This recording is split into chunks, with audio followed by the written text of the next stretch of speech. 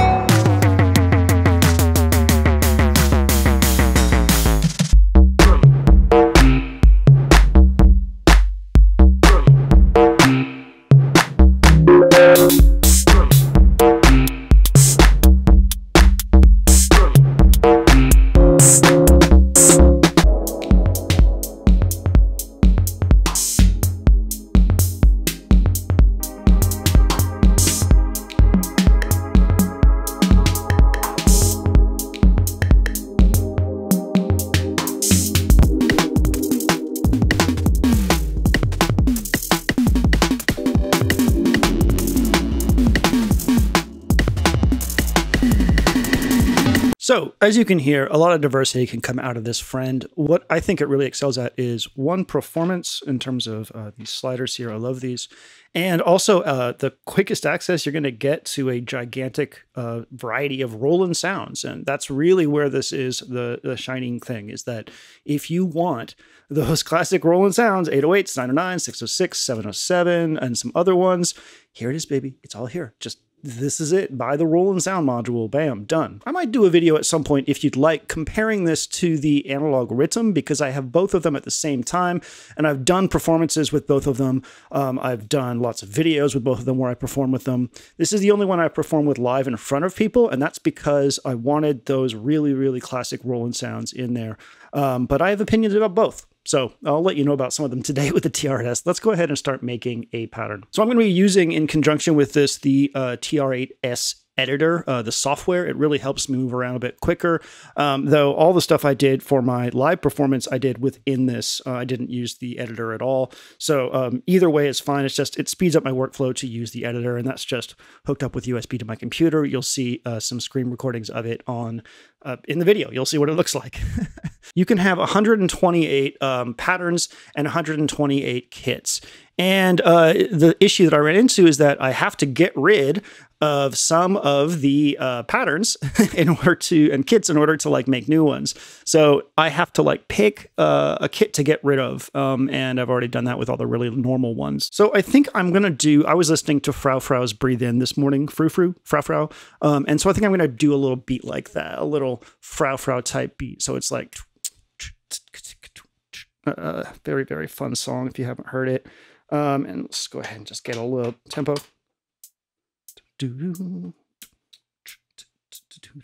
What I just did is the TR rec input, meaning you can just put down what you want to play. And you can do this in the pattern thing too on the kit. You can see it react there, which is really, really nice. So I'm going to go ahead and keep that in there as a little metronome. And then we're going to record our kick and our snare in real time over 4 bars. I'm going to make a 4-bar phrase. And you chain those together. Each one is 16 steps on a row of bouts by holding down the ones you want to chain in order. So by doing that, A, B, C, D, I've just now made a 4-pattern chain. However, I want to copy A over with this little hi-hat over to all the other ones. So I'm going to do that by holding copy, going A, B, A, C, A, D. And now I have a 4-bar chain of these things. So pretty quick to get up to speed in that respect. I think that I kind of like the Electron way of doing it a bit better, but that's just me. So this is, as you can see here, I can put stuff in a step sequence basically, but if I want to play stuff, I can go to instrument play and then record. So that's what we're going to do with our kick and our snare right here.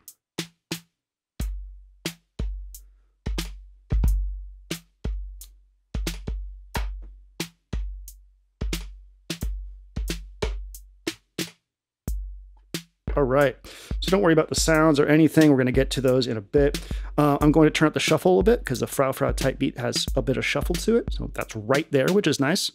And we're going to go ahead and go to our kit in the editor here, or excuse me, effects. And for the master effects, I'm going to turn on compressor. This is what I've been doing with all of my patterns. I turn up the gain, turn the threshold down a little bit, turn the attack up, turn the ratio to 1 infinite, just get a big loud pump. So the Frau Frau beat has like more of a sort of like, it's synthetic, but it's not this classic Roland sound. So let's go ahead and pick some sounds for our kick and our snare. We have PCM samples. We have ACB, which is their analog circuit behavior, and we have FM. And one of the gripes that I have with this is, we'll see if I go into ACB, these are very faithful reproductions from a software perspective of the original drum sounds, the analog drum machines they come from, or analog digital hybrids. And they work really, really well in giving slight variations to each hit. You'll hear it like in the snares and hi-hats, which is actually really, really nice. The FM stuff has basically zero editability right now, and that's a little disappointing. So this is not a drum synthesis drum machine. We're going to go with the low bit kick for right now. Let's go over to snare and pick something a bit more, I guess, hip-hoppy, or I'm not sure. Oh, by the way, this ring snare is a good example. That's stereo. So this thing does do stereo samples. Getting samples into it is a bit of a pain in the butt. And it does not, for instance, look at subfolders when you're trying to input samples, and that is very frustrating to me. But I would say that both with this and the Rhythm, they both have an issue with samples being probably the most unintuitive and not fun part of them. I like that. Ooh, the big room kick's actually kind of nice with this. Very hi-fi. So the next step would be sort of the some of the tonal elements, and I've been putting my tonal elements on the toms here, and that's what I do with pretty much all the drum machines I have that like also do other kinds of sounds. Is I'll put tonal elements on the low, medium, and high tom. I got a lot to choose from here, so if you're not using all of the drum sounds that it says that are available for you here, feel free to fill them up with something else. Let's go to low tom. I'm going to program in the rhythm of it, and then we'll go and replace the sounds. It's going to be a little annoying real quick.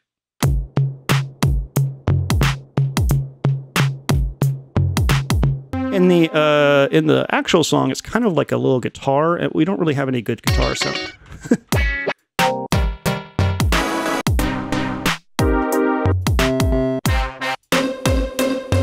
I'm going to use this Piz. Let's go ahead and edit it a bit. It's going to give that some reverb. So I'm going to turn up the reverb, and we're going to get it on everything. That's because we need to go turn down the reverb on everything we don't want it to be. And this is where the editor really, really helps, because otherwise you have to jump around between all the different voices to do this.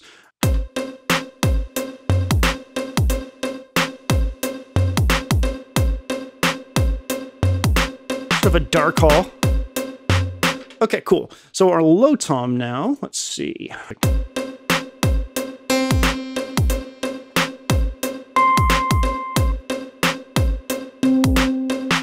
We're going to use this, and we're actually going to add 2 hits, because that way we can get a pitched interval, and I'll show you how pitch sequencing works on this. It's definitely one of the shortcomings of this device.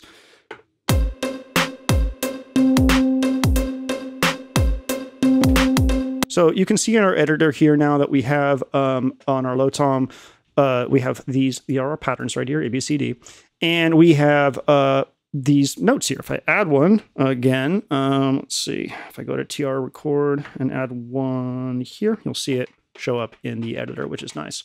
So what we're going to do is we're going to go to tune, and we're going to turn motion on. Tune is considered part of motion, so now we can come in and draw. So you can see the red here. This is where our notes are. So we're going to go ahead and try to get like a 5th interval.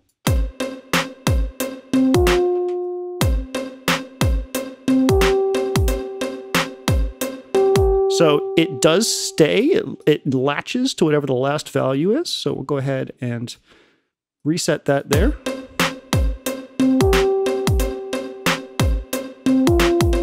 You know, no note values here, right? Like we don't know what notes are going on. And while you can assign control to tune and have it go in 1-step increments, there's no real pitch sequencing this at all. The rhythm it has a chromatic mode, it kicks ass. So don't expect to easily get like pitch sequences out of this thing at all. I'd love to see that change, but we don't have that right now. So what are you going to do? I mean, it'd be so easy. Like if you could assign a voice into chromatic mode, you have these and you could just play note values, right? Like, please? Definitely follows the other thing. I don't know if it's right. Let's hear it all in context.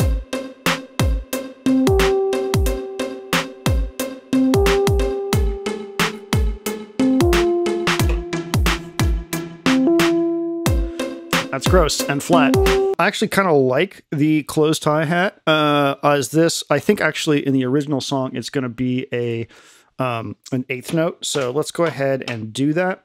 We're going to just make this an 8th note, and we're going to do a little bit of work on the decay. And this is something I like to do with like all hi-hats, meaning if I have actually really like the closed 808 closed hi-hat for that. So I like to go to the decay, and I like to turn an LFO up on it.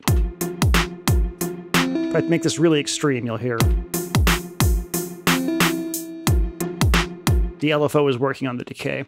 But what I like to do is I like to go into the kit and I like to turn this to sample and hold, and then turn the rate very fast, almost 1/16th note. And then I go back to my instrument and turn this down.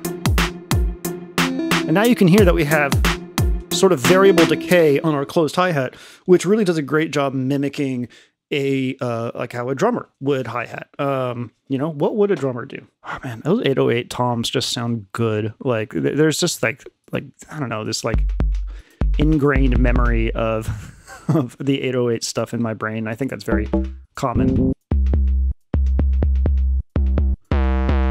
Let's see if we can do this.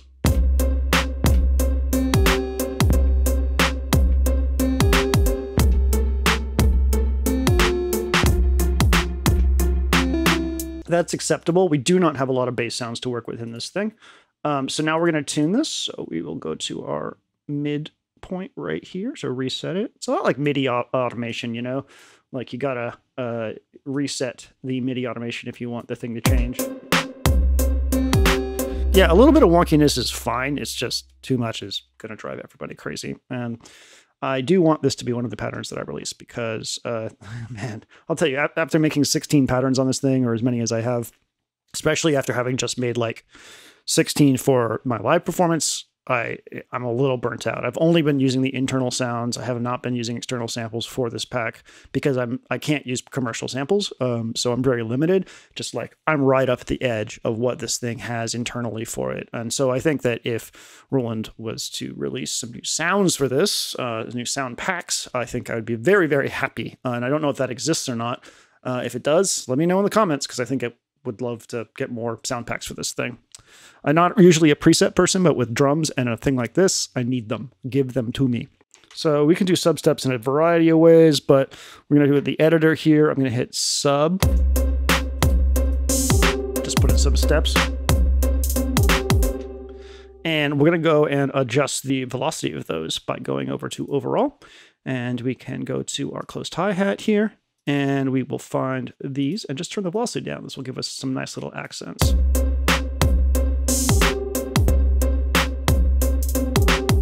Yeah, that sounds really cool. I really like building this phrasing into my patterns so that at the end of 4 bars, we feel like we have like a little tiny bit of fill. We'll do even more when we get to the other 8 because I have to use all these patterns. I have to make basically an 8-bar pattern.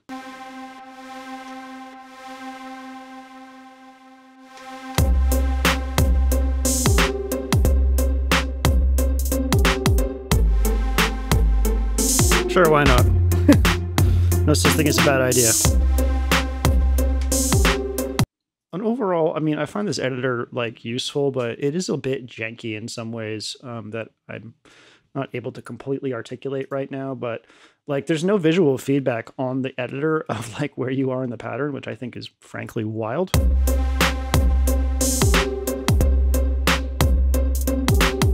crash cymbal and ride cymbal. So, what should we do with those? Ooh, should we make our crash cymbal white noise?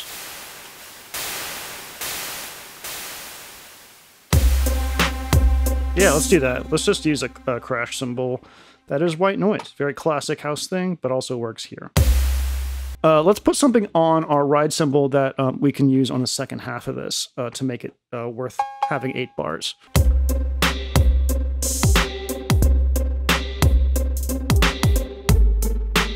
Cool.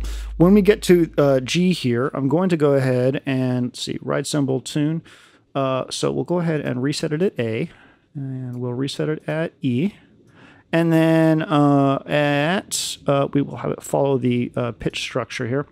Let's see, G.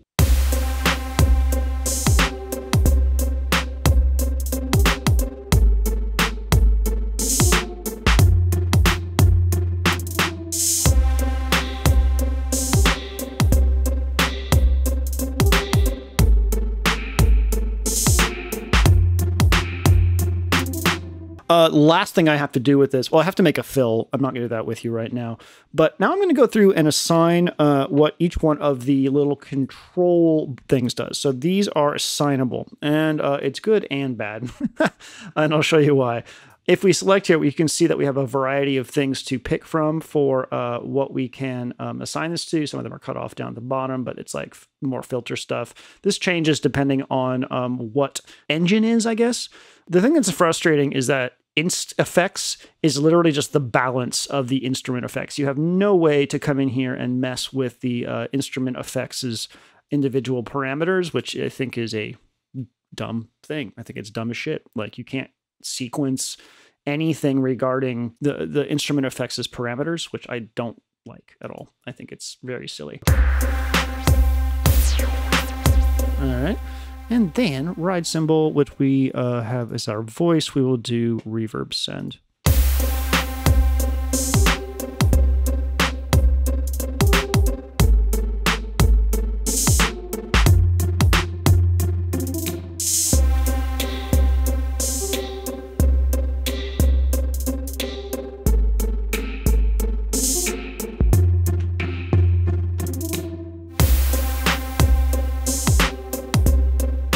Anyways, let's wrap this up. There's a beat. It will be part of a pack, theoretically, that you can get from Roland to put on your TR-8s and have fun with these beats. I kind of made them to be sort of, one, showing off what the TR-8s can do, and two, sort of like song starters in genres that I really, really like. Just stuff that I would, you know, be excited about if I heard it as demos on a device like this. Overall, I think the TR-8s is very immediate, not in terms of programming. Nope, Roland still has some serious menu diving issues. You've seen how little I've actually gone into the menus here. That's because the editor exposes them all much better than the device does. This is the same issue I had with the MC707, right? Like, it's just, it's not that fun to program. That said, it's not terrible either, right? Like, much faster with the editor. So if you can hook yourself up to a computer to make some of your kits and patterns, you'll go much faster. The sounds, if you like Roland sounds, very good. You know, like, it's hard to deny that, like, this thing does the Roland sounds very well. Do I think that it goes far beyond that? And do I think it has any like serious sound design capabilities? No, not really. You know, it's just a really, really solid offering of the classic Roland sounds, and that's fine. That's what it's meant to do. You know, there's my review. By the way, sliders, best performance tool in the entire world. I love them to death. They're the best things. I can turn one knob with accuracy with one hand. I can do sliders all day. Like, sliders forever. God bless sliders. Anyways, that's it. My name is Jeremy. This is Red Music Recording. Thank you so much for watching this video, and I hope you have a wonderful day. Goodbye.